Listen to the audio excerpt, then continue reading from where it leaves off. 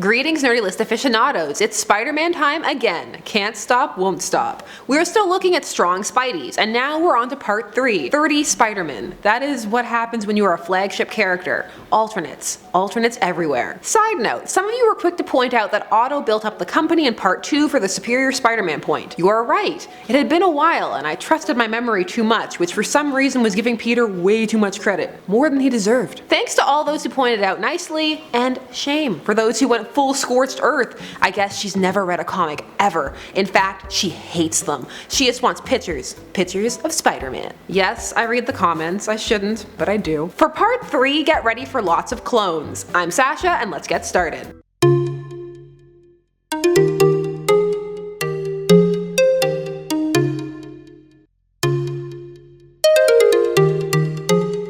Number 10. Superior Octopus. So this version of Dr. Octopus hails from after his time as Spider-Man in the Superior Spider-Man arc, which obviously ended with Peter regaining control of his body. However, Otto managed to transfer his consciousness over to a proto-clone, which was a duplicate of Peter's body, not his own. Cause, well, I mean, we've seen Peter and we've seen Otto, if given the choice. Now Superior Octopus is revitalized in Peter's body with his own skill set, modified armor, and a plan. A villainous plan. But he's not that much stronger, that's why it's number 10. Number 9. Spider Doppelganger. This character first appeared in Infinity War number 1 in 1992, a clone created by the Magus. This Spider-Man clone was created with the power of the Infinity Gauntlet, along with several other doppelgangers, and was the only one to survive this storyline, because he's a Spidey, and writers love keeping those around. The doppelganger boasted 6 arms for a total of 8 limbs, and a more spidery countenance. The doppelganger is not really driven by anything, so instead has found itself closely aligned with its parents, Carnage and Shriek, so you know it's up to no good. This creature does not speak, instead growling and hissing. While it's not clear by how much, it has been noted that this version of Spider-Man is stronger than him,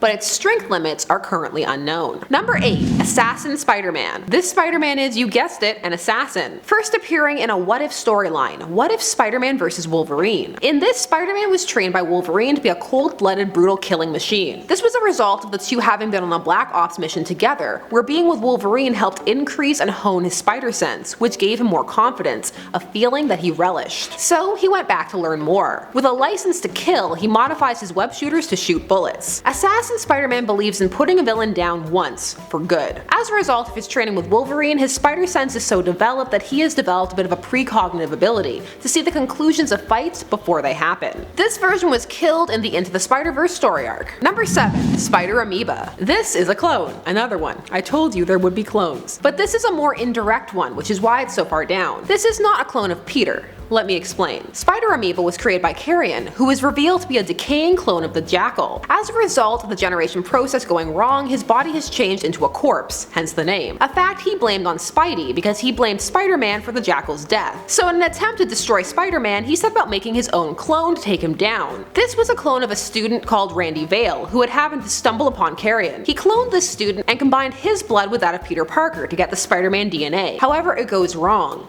and instead Spider Amoeba is born, a horrifying beast with augmented Spider-Man powers, and no thought, just the need to fight. As a result of his lack of intelligence, it proves uncontrollable by Carrion and ultimately dies with him in a fire. So tentacles. Tentacles everywhere. Number 6. Earth 13584. This Earth is a pocket reality created by AIM. AIM being the Advanced Idea Mechanics, otherwise known as International Science Terrorists. They created this universe so that they could alter key events so that they could go in and get the technology they require. In this universe, as happens with many Spider-Man, his mutation continued on, and his skin has turned blue, and he's developed a spider language. His webs have properties that can affect Iron Man's armor and repel Doctor Strange's magic. He also emits pheromones that repel certain people, like the Thing. With his enhanced spider tendencies, he takes Hell's Kitchen on as his territory and makes a hero gang out of heroes like Daredevil, Iron Fist, Misty Knight, Hawkeye, and more. This Spider-Man is more animalistic and all of the stronger for it. With Spider-Man's abilities plus these additions, he's a formidable opponent, especially the magical webbing that can affect both tech and magic-based heroes. He is killed, but sacrifices have to be made to make that happen. Number 5. Spider-Man the Other. This was a Spider-Man crossover story that ran from 2005 to 2006. 2006. It was notable for being the first Spider-Man crossover since 2001, but it would be far from the last, as the Spider-Verse was still on the horizon. This crossover was an inter-Spider-Book crossover between Friendly Neighborhood Spider-Man, Marvel Knights Spider-Man, and Amazing Spider-Man. Spider-Man in this story has been suffering from blackouts, dizzy spells, and cryptic dreams. A blood test confirms that he's dying. The cause? A radiation-based infectious disease. As he attempts to find a cure, he ends up battling Morlun, who grotesquely eats his eye.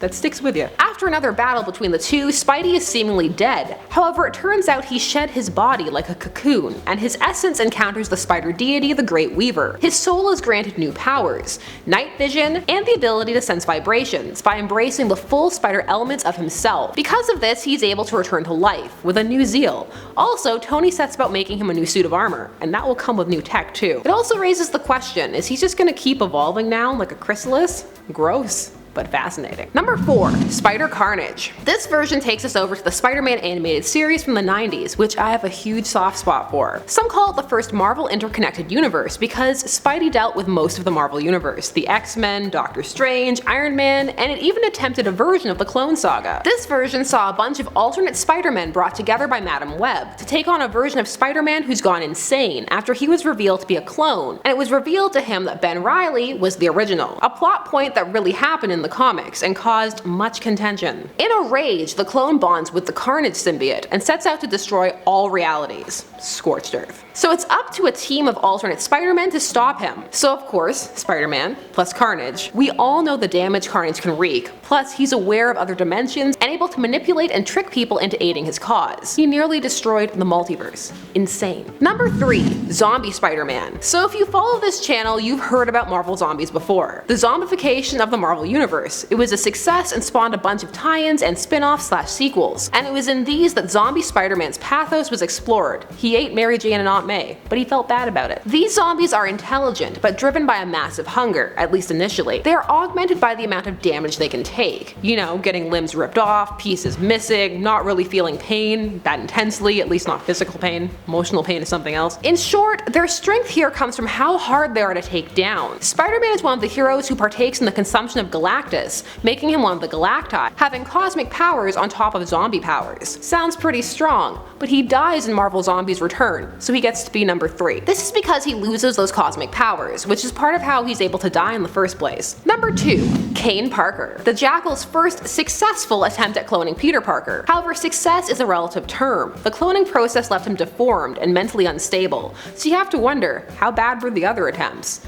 Well, you don't really have to wonder because the Clone Saga exists. However, paradoxically, these defects also augmented his powers. On top of strength and speed, he had a precognitive ability and the mark of Cain, which he could channel through his hands to burn his victims, which he used to kill. Cain proved himself an intelligent and dangerous adversary, executing Spidey villains, though they got better, and getting Peter tried for his crimes. Since then, Cain has had a bit of a roller coaster ride as a character, including a redemption arc that saw him take on the mantle of Scarlet Spider. Then, he's also still Cain? Okay, comics have this thing with progression. It rarely sticks. His precog is a bit less viable for now, but he has advanced healing, is an expert at hand-to-hand combat, and targets to maim. He could also transform into a giant spider, the Other, when in the presence of the Inheritors, and shoot spikes. And finally, at number 1, Spider-X, Brian Cornfield. This character is a supervillain, though he initially thought he was a mutated version of Spider-Man, but really, he had been imbued with the powers of Spider-Man through black magic, via a deal he made to catch his mother's muggers. However, the dark magic twisted him into a brutal instrument for vengeance. He instantly began killing, as you do. He has since come into conflict with many Marvel characters, including Spider-Man. When he was first created, he could tap into the magic of mysticism to achieve as many augmentations and variations on Spider-Man's powers as he so chose. He was nigh invulnerable, including against magical attacks. He had razor-sharp fangs and could shoot energy beams from his mouth. He later made a deal with the demon Chthon, which turned him into Demon Spider-Man. So many clones. It's always a treat to talk about Spidey. The Clone Saga was a hot mess, but some of it still really holds up. What's your favorite Spidey storyline? Clones or no clones? Let me know down below. I'm Sasha, thanks so much for watching Top 10 Nerd. Don't forget to like, share, comment, and subscribe, and Johnny Kelly and I will see you again soon. Bye bye.